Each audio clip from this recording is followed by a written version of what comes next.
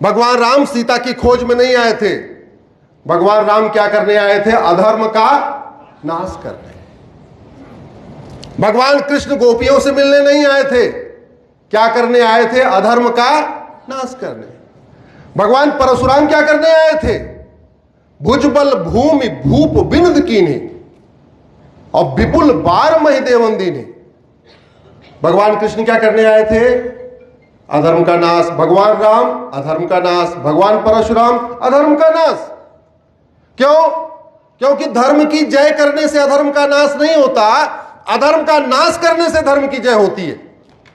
और ये हम भूल चुके हैं। रानी अहिल्याबाई होलकर जी की जयंती हम 1 साल से मना रहे हैं।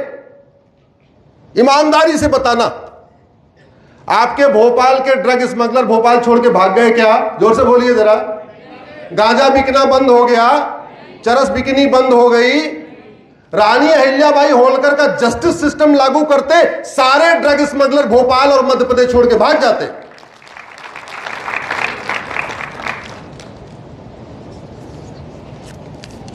बात फिर वही आ गई कि न्याय की देवी कौन होना चाहिए। संविधान के प्रियम्बल में लिखा है सोशल जस्टिस। 300 साल पहले माता अहिल्याबाई होलकर ने जब राजपाट संभाला, सोशल जस्टिस के लिए इतना काम किया उन्होंने, इतना काम किया। हमने तो संविधान में 75 साल पहले लिखा है। संविधान में लिखा हुआ है इकोनॉमिक जस्टिस। महेश्वर जैसा बिरान एरिया में महेश्वरी साड़ी बनने लग गई, इससे बड़ा आर्थिक इकोनॉमिक जस्टिस क्या हो सकता है? कुछ नहीं था वहां पे, कारोबार खड़ा हो गया। जमीन बंजर थी, खेती करने वाला कोई नहीं, गुजरात से पटेलों को बुला लिया। आज की डेट में वो पाटीदार कहलाते हैं। यहां पे कोई पाटीदार है क्या इधर? अच्छा है, हाँ, सारे गुजरात से पाटीदार बुलाए उन्होंने। उस जमाने में एक महिला, 35 साल की महिला राजपाट संभाल रही है और वो दूसरे प्रांत से पता करती है कि खेती कहां अच्छी हो रही है। उसको पता चलता है कपास की अच्छी खेती गुजरात में हो रही है। बोले काम करो, उनको बुलाओ। इतनी दूरदृष्टि सोच, इससे बड़ा इकोनॉमिक जस्टिस क्या हो सकता है? संविधान का प्रियम्बल कहता है liberty of thought, belief, faith, expression. शास्त्रार्थ की परंपरा को क्या गजब का माता अहिल्याबाई ने आगे बढ़ाया। लिबर्टी ऑफ थॉट, बिलीफ के ही तो मतलब होता है ना, आपको खुल के बोलने की आजादी हो, तर्क करने की आजादी हो, शास्त्रार्थ करने की आजादी हो। रानी अहिल्याबाई होलकर के समय में महेश्वर भारत का सबसे बड़ा शास्त्रार्थ का केंद्र हुआ करता था। भारत में 2 ही शास्त्रार्थ के केंद्र थे, एक काशी, दूसरा Maheshwar. Fraternity, unity, national integration. अभी मैं संविधान पढ़ रहा हूं और जिसको हम कहते हैं संविधान, हमने कॉपी बाहर से किया। जो कुछ लिखा हुआ है सब यही भारत में हो रहा 300 साल पहले। फ्रेटर्निटी, यूनिटी, नेशनल इंटीग्रेशन, क्या गजब का काम किया माता ने। Article 14 equality before law, equal protection of law, एकदम हूबहू जमीन पे उतार दिया। राजा के सामने राज दरबार में ब्राह्मण, क्षत्रिय, वैश्य, दलित में कोई भेदभाव नहीं होगा। Equality before law, equal protection of law. Article 15 कोई भेदभाव नहीं होगा, जमीन पे उतारा माता अहिल्याबाई होलकर ने। आर्टिकल 16 सबको समान अवसर मिलेगा, जमीन पे उतारा माता अहिल्याबाई होलकर ने। आर्टिकल 17 छुआछूत खत्म होना चाहिए, जमीन पे उतारा माता अहिल्याबाई होलकर ने। आर्टिकल 19 सबको पूरे देश में कहीं पे भी जाके रहने, बसने, घूमने, टहलने और उद्योग करने का अधिकार है। माता अहिल्याबाई होलकर ने करके दिखाया। गुजरात से पटेलों को बुला के यहां पाटीदार बना दिया। आर्टिकल 20 राइट टू जस्टिस, जिसकी चर्चा बहुत कम होती है। आज की डेट में तो 50-50 साल केस चल रहे हैं। माता अहिल्याबाई होलकर के यहां जो जस्टिस सिस्टम था, पहली कैटेगरी थी जस्टिस विद इन आवर। घंटा बजेगा, अगले 1 घंटे के अंदर न्याय हो जाएगा। केस कॉम्प्लेक्स है, जस्टिस विद इन डे, 1 दिन फरियादी को रुकना पड़ेगा। बहुत कॉम्प्लेक्स केस है, एक्स्ट्रा कॉम्प्लेक्स केस है। जस्टिस विद इन वीक, एक सप्ताह के अंदर फैसला हो जाएगा। कुछ लोग कहते हैं एक दो केस ऐसे हुए थोड़े लंबे भी गए थे, चलो मान लेते हैं, तो वो justice with in month. Bharat में कभी चर्चा होती है क्या?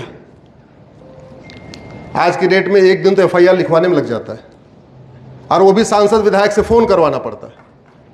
और हम बात करते हैं रानी अहिल्याबाई होलकर की। रानी अहिल्याबाई होलकर ने किया क्या? उसकी चर्चा कम होनी चाहिए, उसको लागू करना चाहिए, तब जनता का कल्याण होगा। राइट टू एजुकेशन अब फंडामेंटल राइट हुआ है, रानी अहिल्याबाई होलकर ने करके दिखाया था। और पहली बार स्पेशल ड्राइव शुरू हुई थी आदिवासियों को इस गुरुकुल तक पहुंचाने की, स्कूलों तक पहुंचाने की। आर्टिकल 23 दास प्रथा बंद होनी चाहिए। संविधान कहता है आर्टिकल 23 दास प्रथा नहीं होनी चाहिए। दास प्रथा की शुरुआत रानी अहिल्याबाई होलकर ने किया। आर्टिकल 24 बाल मजदूरी नहीं होनी चाहिए, रानी अहिल्याबाई होलकर ने करके दिखाया था। आर्टिकल 38 सोशल इकोनॉमिक जस्टिस रानी अहिल्याबाई होलकर ने करके दिखाया। आर्टिकल 39 बड़ा यूनिक केस है, equal pay for equal work. वो महिला हो या पुरुष, अगर काम समान है तो वेतन समान मिलेगा, यह संविधान का आर्टिकल 38 कहता है। गुरुदेव रानी अहिल्याबाई होलकर ने इसको करके दिखाया था। आर्थिक व्यवस्था ऐसी हो कि पूंजीवाद न बढ़े, करके दिखाया। प्राकृतिक संसाधनों का समुचित उपयोग हो, आर्टिकल 39 उन्होंने करके दिखाया। पंचायत व्यवस्था की शुरुआत, पंच परमेश्वर की शुरुआत रानी अहिल्याबाई होलकर ने किया था। आर्टिकल 40 कहता है आर्टिकल पंच परमेश्वर की व्यवस्था होनी चाहिए।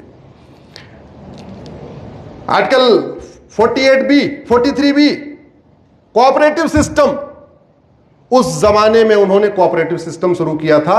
मजदूर मालिक का कॉन्सेप्ट खत्म करके पार्टनरशिप में बिजनेस शुरू हुए। बहुत सारे उन्होंने वहां बुनकरों को बसाया महेश्वर में। आर्टिकल 46 SC ST के लिए विशेष कल्याण के लिए काम करना चाहिए, रानी अहिल्याबाई होलकर ने करके दिखाया।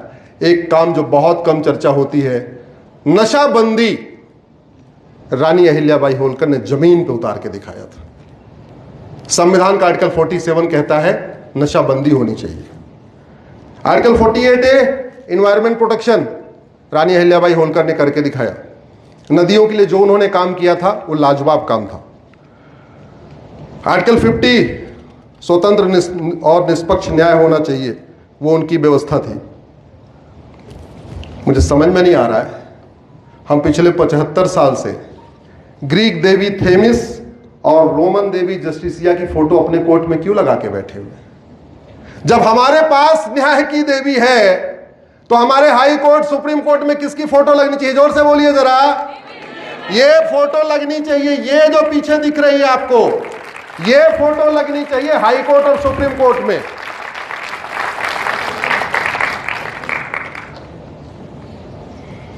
आशा करता हूं यह वीडियो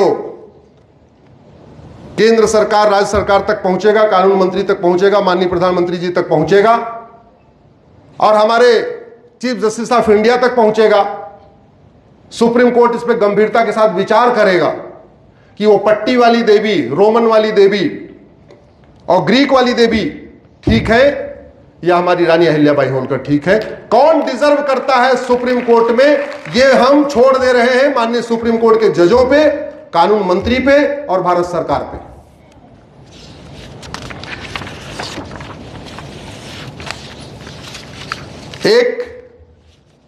मैं उन